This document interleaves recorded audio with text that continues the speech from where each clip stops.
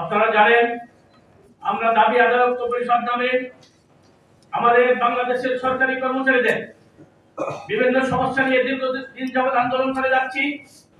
আমরা 2019 সাল থেকে বৈষম্য মুক্ত একটি পে স্কেলের দাবিতে আমরা বিভিন্ন কর্মসূচি দিয়ে আসছি। আমরা যখনই কোনো সমস্যায় পড়েছি, যখনই আমাদের কোনো কথা বাংলাদেশ সরকারকে জানানোর প্রয়োজনীয়তা অনুভব করেছি, তখনই আমি আমার প্রিয় সাংবাদিক ভাইদের কাছে আমরা চলে এসেছি।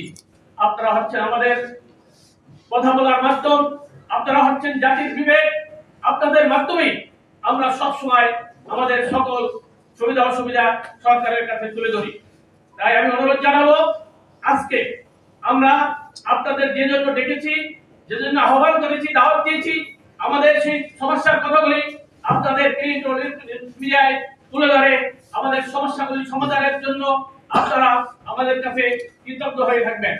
প্রিয় সাংবাদিক ভাই বোনেরা, আপনারা জানেন আমরা 2019 সাল থেকে আমাদের নবম পে স্কেলের দাবিতে এবং বৈষম্য মুক্ত পে স্কেলের দাবিতে এমন কোন নিয়মতান্ত্রিক কর্মসূচি নেই যা আমরা পালন করিনি।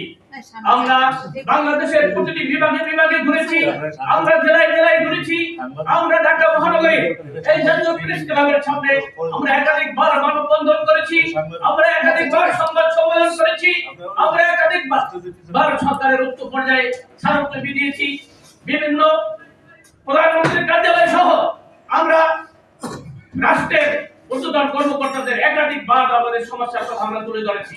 কিন্তু অত্যন্ত দুর্ভাগ্যের বিষয়, আপনারা জানেন, আপনারা ইতিহাসের সাক্ষী, আমরা বিগত সরকারের আমলে আমরা একাধিকবার হয়রানির শিকার হয়েছি আমাদের দাবির কথা বলতে গিয়ে।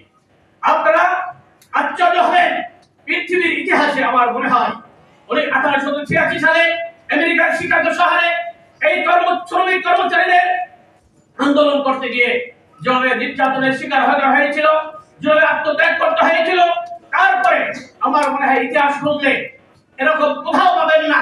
এই বাংলাদেশের ইতিহাসে বাংলাদেশ সরকারি কর্মচারী দাবি আদায় ঐক্য পরিষদের পক্ষ থেকে গত 6 ফেব্রুয়ারি আমরা গিয়েছিলাম প্রধানমন্ত্রীর প্রধান উপদেষ্টার অভিমুখে বোঝা মিছিল নিয়ে।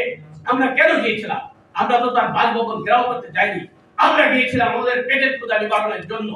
কিন্তু সেখানে দেখতে পেলাম সরকারি কর্মচারীদের উপরে গ্রেনেড হামলা করা হলো, সরকারি কর্মচারীদের উপরে গুলি করা হলো, সরকারি কর্মচারীদের গ্যাস দেওয়া হলো। সেখানে অনেক কর্মচারী ভাইরা, অনেক কর্মচারী বোনেরা আজ মৃত্যু সজ্জায় পাঞ্জালক্ষী হাসপাতালে। আজকে অনেক কর্মচারী ভাইরা চিকিৎসার অভাবে দুঃখে দুঃখে মারা যাচ্ছে। এটা বাংলাদেশের ইতিহাসে একটা কলঙ্কিত অধ্যায় হয়ে থাকবে। তাই আমরা ইতিমধ্যে ঘোষণা দিয়েছি যে বিগত 6 ফেব্রুয়ারি আমাদের উপরে যে নির্যাতন চালানো হয়েছে, আমরা ওই দিনকে আগামী বছর থেকে পেটের যোদ্ধা হিসেবে ইনশাআল্লাহ পালন করব। আপনারা জানেন আমরা আমাদের বৈষম্য দূর করার জন্য, আমাদের পেটের ক্ষুধা নিবারণের জন্য আমরা সব সময় আন্দোলন করে যাচ্ছি। আমরা ইতিমধ্যে দেখতে পেলাম কি অন্তর্বর্তীকালীন সরকার একটি কমিশন গঠন করলেন, কিন্তু দুর্ভাগ্যের বিষয় গেদের প্রকাশ করে গেলেন না।